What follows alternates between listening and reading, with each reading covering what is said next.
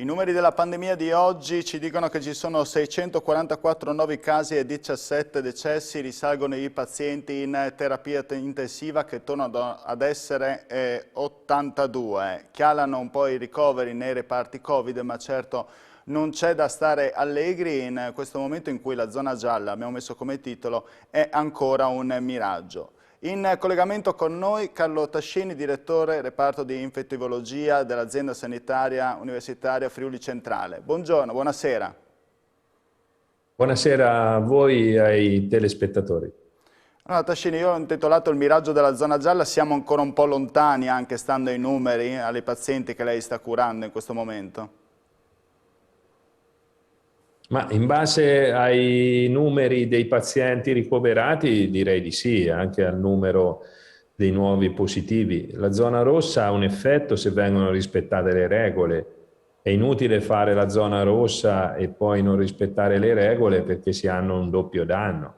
Io direi che bisogna avere coscienza del fatto che siamo di fronte a una variante più virulenta che è la variante inglese, colpisce pazienti più giovani, dà delle polmoniti più gravi che durano più a lungo. I cittadini facciano una riflessione su questo. Bisogna dire che il vaccino sta funzionando, sta riducendo nei vaccinati, sta abbattendo nei vaccinati la percentuale delle forme gravi e dei ricoverati, praticamente non abbiamo più nessun ricovero nei vaccinati, quindi i vaccini stanno arrivando, bisogna avere un po' di pazienza, cercare di superare questo periodo di aprile e andiamo poi nella bella stagione, quindi il messaggio è di speranza. Adesso facciamo un sacrificio tutti quanti. Ecco, lei mi ha dato degli spunti per fare due tipi di domande. Da una parte la responsabilità a cui lei fa appello ai cittadini. Lei ha notato che magari la gente è anche giustamente, un po' psicologicamente un po' provata da questo anno così lungo, che vede troppa gente che magari non ce la fa più e va troppo in giro, qualche furbetto di troppo, qualche comportamento non consono. E questa è la prima domanda. E la seconda che gli farei è quella dell'andamento dei vaccini, cioè, o meglio dell'accaparramento dei vaccini, delle somministrazioni, delle dosi che arrivano, che sappiamo che sono per esempio in esaurimento, sono già esaurite quelle che riguardano Pfizer per gli over 80. Che cos'è che le preoccupa di più in questo momento? Il comportamento della gente o il fatto che i vaccini non arrivino? Ma guardi, a essere sincero, mi preoccupano i malati adesso, che è la nostra preoccupazione principale, però le cose che lei sottolinea sono importanti. Allora, io direi che lo sforzo che è stato fatto anche in Friuli Venezia Giulia delle vaccinazioni è uno sforzo encomiabile e tutte le dosi disponibili sono state distribuite con uno sforzo enorme del personale e dei volontari. Questa è la prima cosa da sottolineare. E dove sono state fatte le vaccinazioni non abbiamo più malati, quindi questo è importante. Adesso avremo nuovi tipi di vaccini, si spera che arrivino presto secondo le limitazioni che abbiamo avuto purtroppo. Questo è un discorso molto lungo da affrontare. Dall'altra, ripeto, ma non è che uno deve fare la romanzina a nessuno, insomma, esistono delle regole e vanno rispettate. Cioè queste regole poi tra l'altro sono temporanee. E questo è il vero punto, no? Non è che sono regole per sempre, però, ripeto, non rispettare queste regole ha delle conseguenze anche sugli altri. Bisogna avere un po' più di rispetto anche degli altri da questo punto di vista. Questa è la mia sintesi. Purtroppo noi siamo affaticati da un anno intensissimo per noi, è una cosa che ripeto spesso, ma per far capire, in 6 mesi abbiamo fatto i ricoveri nel reparto di malattie infettive che normalmente venivano fatti in 6 anni. Ecco, questo è per far capire ai cittadini quello che succede e purtroppo abbiamo avuto anche molti decessi. Il sistema sanitario regionale ha risposto al massimo delle sue potenzialità, non solo come ricoveri, ma anche sul territorio, come medicina di comunità, come dipartimenti di prevenzione. Hanno tracciato anche le migliaia di persone positive con grossa difficoltà. Questo ha evitato per lungo tempo che andassimo in zona rossa. Questo forse ha dato anche un messaggio troppo rassicurante, nel senso perché essendo mai andati in zona rossa il problema non era così grave. Il problema c'è sempre stato, è stato affrontato al massimo delle potenzialità. Adesso che siamo vicini al rush finale, bisogna ribadire che tutti devono fare la propria parte, perché bisogna abbattere assolutamente i contagi nelle prossime 4-5 settimane. Direi che questo è necessario visto la prospettiva dell'arrivo dei vaccini. Direttore, dottore, volevo chiedere anche sulla questione dell'aggressività che mi parlava prima della variante. Sappiamo aver raggiunto il 100% nei pazienti e oltretutto lei ha detto che lei si interessa molto e soprattutto in questo momento della cura di questi pazienti. Pazienti che sono anche più giovani a causa di questa variante, l'età si è abbassata? Guardi, in generale l'età si è abbassata di pochi anni, però io le posso assicurare che noi abbiamo in sessantenni, in cinquantenni delle forme molto aggressive, che durano più a lungo e che sono più gravi. Abbiamo pazienti sessantenni che sono in terapia intensiva senza nessun fattore di rischio importante. Adesso le cure, purtroppo non abbiamo ancora delle cure molto efficaci. Stiamo facendo la terapia con i monoclonali anche grazie al nostro ambulatorio, ai colleghi che ci aiutano in ambulatorio, il dottor Pagotto, la dottoressa Vania. Abbiamo fatto 30 pazienti con i monoclonali, stiamo cercando di curarli a domicilio con una infusione unica di monoclonali che viene fatta in ospedale solo per i pazienti che non sono ricoverati. Su questi 30 pazienti la maggior parte sono andati molto bene. Stiamo utilizzando il Remdesivir, lo steroide e anche altre terapie, però, ripeto, non siamo molto soddisfatti delle terapie che abbiamo a disposizione come in tutto il resto del mondo, quindi la prevenzione è il primo punto. Senta, riguardo a questa, diceva anche a domicilio, no? Per le persone a domicilio con queste cure monoclonali, come funzionerà? Se si può dare un'anticipazione a questo protocollo con i medici di medicina generale? Sappiamo che dovete appunto stilare questo protocollo. Allora, ci sono due ordini. Il protocollo verrà stilato a livello regionale in accordo con i medici del territorio. Secondo, per i monoclonali ci sono dei criteri ben precisi stabiliti dall'AIFA, che sono appunto l'immunodepressione, il diabete scompensato, l'obesità patologica, la BPCO e le malattie cardio e cerebrovascolari. In questi pazienti nei primi 5 giorni ci sarebbe l'indicazione a fare il monoclonale nel nostro ambulatorio, quindi i medici ci segnalano i pazienti che poi noi screeniamo e invitiamo all'ambulatorio quando hanno le caratteristiche per essere arruolati secondo i criteri dell'AIFA. Ripeto, in 8 giorni ne abbiamo già trattati 30. Ecco, quali sono i benefici, diciamo, di questa collaborazione col territorio? Ma sono assoluti perché ovviamente la difficoltà maggiore è stata sul territorio, non avendo farmaci efficaci sulla fase virale, se non il Remdesivir, che è un farmaco purtroppo endovenoso e ospedaliero, quindi avere una collaborazione maggiore, ma c'è sempre stata, però purtroppo i numeri hanno anche impedito di essere più in contatto, ma proprio per impossibilità di fare di più, io devo essere sincero su questo. Dottore, abbiamo iniziato con i numeri, finiamo con i numeri, perché forse la gente non si rende conto. Questa seconda e terza ondata rispetto alla prima, di cui c'è stato un impatto enorme a livello psicologico, anche quando siamo andati completamente in lockdown, è stata molto peggio rispetto a di quella di marzo scorso, di un anno fa. Assolutamente.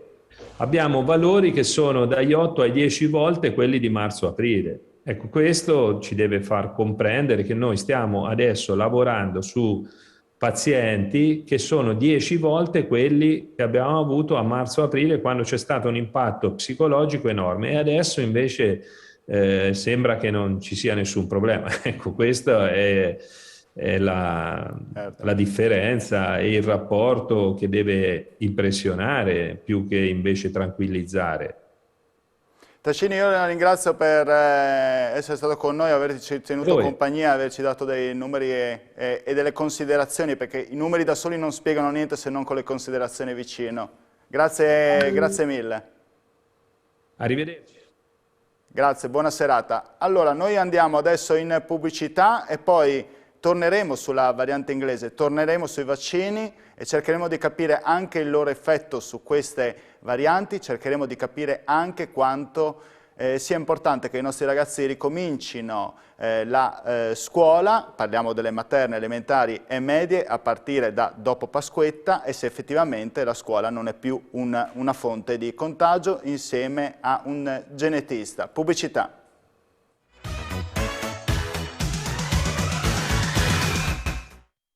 Bentornati dalla pubblicità, bentornati a Screenshot per questa puntata di inizio settimana, almeno per quanto riguarda Screenshot, quindi del mercoledì, che parliamo della zona gialla, quindi di quella che non sarà fino a chissà quando, visto i dati che ci stanno arrivando anche oggi, oltre 640 contagi e percentuali ancora elevati, soprattutto, l'avete sentito anche prima, come il dottor Tascini del reparto di infettivologia, il direttore del reparto di infettivologia di Udine, aveva detto che in questo momento è lontano questa zona gialla, una zona rossa sempre più preponderante, bisogna stare attenti soprattutto con i comportamenti, ha fatto appello direttamente alla gente, anche perché è molto aggressiva questa variante inglese, che ormai ha raggiunto il 100% nella provincia di Udine, ma anche a Pordenone. E appunto cerchiamo di appurare un po' qualcosa in più su questa variante inglese. Abbiamo con noi collegato il genetista Marco Gerdol, che peraltro è stato già ospite con noi in una puntata precedente, quando di variante inglese se ne parlava ancora sotto al 20%, adesso non è più così. Buonasera. Buonasera. Allora, è veramente così aggressiva questa variante che è diventata ormai dominante, neanche più preponderante, dominante ormai? Sì, è ormai dimostrato che si tratti di una variante che gode di una maggiore trasmissibilità intrinseca, quindi sostanzialmente qualsiasi individuo dovesse esserne contagiato ha una probabilità leggermente più elevata di contagiarne altre. Ovviamente questo leggero incremento di trasmissibilità del singolo individuo poi nel lungo periodo si traduce nei numeri che purtroppo stiamo vedendo, un po' in tutte le fasce d'età purtroppo, tant'è che la maggiore trasmissibilità della variante inglese, come ben sappiamo, sta portando anche un numero piuttosto elevato di casi in età pediatrica, no? Che magari non eravamo abituati a vedere in questi numeri con la prima e con la seconda ondata. Ecco, lei mi dà la possibilità, mi ha dato l'assist di parlare di età pediatrica. Le scuole sono un luogo sicuro? I dati ci dicono che sono un luogo sicuro, si ricomincia adesso proprio dalle materne elementari e prime medie iniziare, però lei mi ha parlato di età pediatrica, quindi sembra quasi un po' un controsenso proprio far iniziare proprio i bambini più piccoli. Peraltro verranno vaccinati quelli più tardi, insomma. Sì, questa è una tematica naturalmente molto controversa, perché l'apertura o meno delle scuole naturalmente parte anche da considerazioni che sono di stampo non prettamente scientifico, non hanno a che vedere con il benessere mentale dei ragazzi, con insomma anche delle famiglie ovviamente. E dal punto di vista pratico è chiaro che questa variante, essendo maggiormente trasmissibile, è maggiormente trasmissibile in tutte le fasce d'età. Questo ce lo dice chiaramente ciò che arriva dal Regno Unito, insomma, dati che insomma, abbiamo già avuto possibilità di elaborare con una buona precisione. E dunque è chiaro che nonostante i bambini siano, come sappiamo, meno suscettibili naturalmente all'infezione, gli ambienti scolastici sono per definizione degli ambienti in cui i bambini trovano un numero di contatti giornalieri che in media sono molto superiori a quello che un qualsiasi adulto sull'ambiente di lavoro, soprattutto in queste condizioni di semi-lockdown, viene a trovare. Quindi è evidente che la possibilità di riaprire le scuole in sicurezza dipende dal grado di circolazione del virus in tutta la società. Quindi è meglio arrivare a un abbassamento prima di poter riniziare, cioè siccome la curva dovrebbe scendere proprio in questo periodo, forse è il momento giusto, certo non lo era prima, ecco. Prima dava più una problematica maggiore, ecco. Sì, certamente, no? Allora, in una situazione ideale ovviamente in cui, come sappiamo, insomma, il contenimento dei contagi dipende anche da un tracciamento efficiente, va da sé che questo tracciamento possa essere gestito in modo efficace quando il numero di casi da seguire sono pochi, idealmente dovrebbero essere in doppia cifra e non in tripla cifra, tendente addirittura al migliaio come quelli a cui stiamo assistendo in questi giorni nella nostra regione. Senta, l'efficacia appunto dei vaccini su queste varianti. Allora, per quanto riguarda la variante inglese ci sono ottime notizie, nel senso che non c'è alcuna riduzione significativa dell'efficacia dei vaccini, e per vaccini intendo tutti i tipi di vaccini che sono attualmente in fase di distribuzione. Tant'è che il crollo dei casi, ma non solo dei casi, anche delle ospedalizzazioni e della mortalità in Israele è proprio legato a un abbattimento della diffusione della variante inglese, che era diventata anch'essa quella preponderante nel paese. Quindi sotto questo punto di vista dobbiamo mantenere naturalmente grande fiducia, continuare con la campagna vaccinale, sperando che il ritmo di somministrazione dei vaccini aumenti ulteriormente nel tempo, senza dimenticarci che poi ci sono altre varianti di cui si è parlato moltissimo nei media, che però al momento non sono diffuse in modo significativo sul nostro territorio. La variante brasiliana certamente ha trovato la possibilità di diffondersi in centro Italia, in particolare in Umbria, ma di fatto è una variante di cui preoccuparsi per altri motivi che non sono legati a una sua maggiore trasmissibilità intrinseca, ma piuttosto a fenomeni di evasione immunitaria che potrebbero portare potenzialmente almeno a reinfezioni anche in alcuni individui già vaccinati. Ecco, io non mi intendo molto bene anche del suo mestiere, della sua professione, la lascia a lei, però perché non ha attecchito, fortunatamente, stando a sentire le sue parole, la variante inglese piuttosto che quella sudafricana, ma di più quella inglese? E perché è più pericolosa quella brasiliana, che è arrivata per esempio in Umbria, ma non da altre parti? Qual è la differenza? Allora, la differenza è che la variante inglese è una variante maggiormente trasmissibile, che però non ha nessun vantaggio evolutivo per una capacità maggiore di poter infettare persone che sono già state contagiate in precedenza. Invece la variante brasiliana e la variante sudafricana e altre come queste che stanno spuntando qua e là in giro per il globo sono emerse in contesti molto particolari, contesti in cui il virus si era diffuso ampiamente, in cui la frazione degli individui suscettibili era ormai molto molto ridotta. E quindi sono state in qualche modo selezionate delle varianti che in qualche modo sono in grado di eludere la risposta immunitaria anticorpale dell'ospite e quindi di causare la malattia o la reinfezione in alcuni individui che teoricamente sarebbero già immunizzati. Questo è un po' il motivo della preoccupazione riguardo all'eventuale loro emergenza, perché potrebbero determinare una certa riduzione nell'efficacia dei vaccini. Riduzione che, mi preme dirlo, è comunque una riduzione parziale. Le stime che abbiamo per quanto riguarda i dati, ad esempio, della variante sudafricana, parlano di una riduzione in termini del 20-30%, quindi una protezione che rimane comunque elevata, resta molto significativa soprattutto nei confronti dello sviluppo delle forme severe, ma resta significativa anche nei confronti proprio dell'infezione.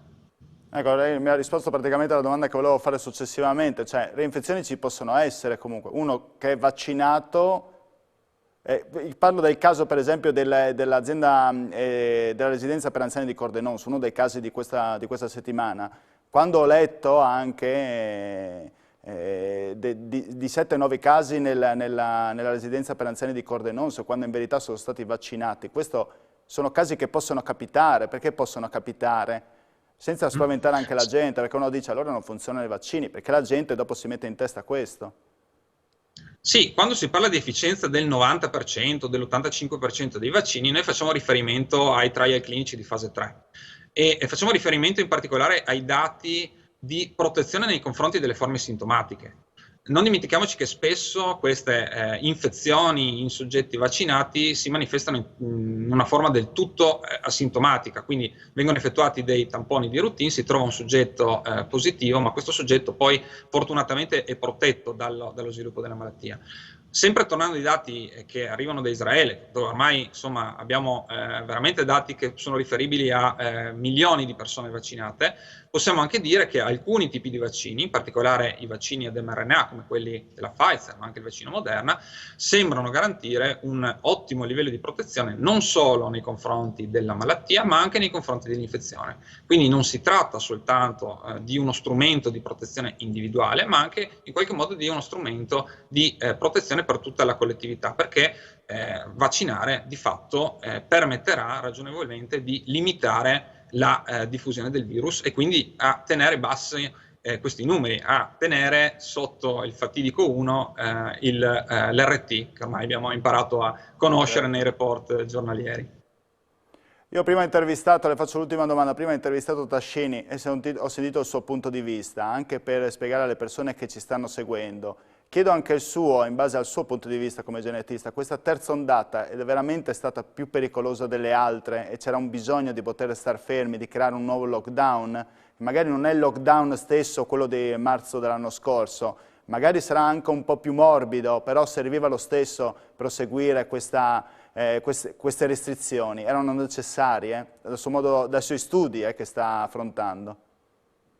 Beh, allora, diciamo che questa è una fase molto, molto delicata e molto importante per lo sviluppo futuro, no, della pandemia. Si chiede uno sforzo ai cittadini che chiaramente sono già molto provati da questo lungo periodo, come un po' tutti noi, insomma, anche chi si occupa di scienza non è certamente esente da queste preoccupazioni, da queste sofferenze.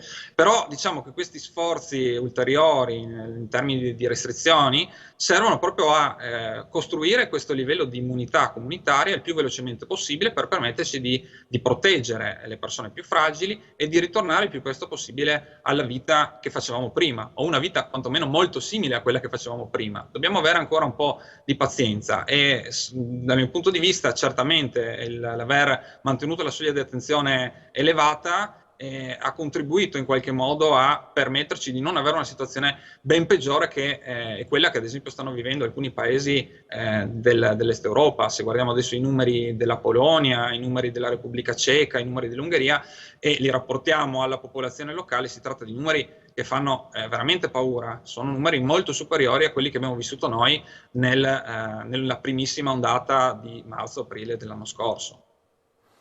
Benissimo, io la ringrazio Gerdo per essere intervenuto alla nostra trasmissione, per aver portato anche il suo punto di vista. Alla fine le conclusioni sue sono quelle uguali a quelle di Tascini, resistere ancora un po', insomma, per avere una libertà maggiore anche di movimento in futuro, sapendo che però la vera arma di tutta questa battaglia sono i vaccini. Grazie mille. Grazie, buonasera. Grazie allora al nostro ospite, a me non resta che ringraziarvi per la cortese attenzione, noi ci vediamo sempre domani con Screenshot qui su Telefriuli a partire dalle 19:45, grazie e arrivederci.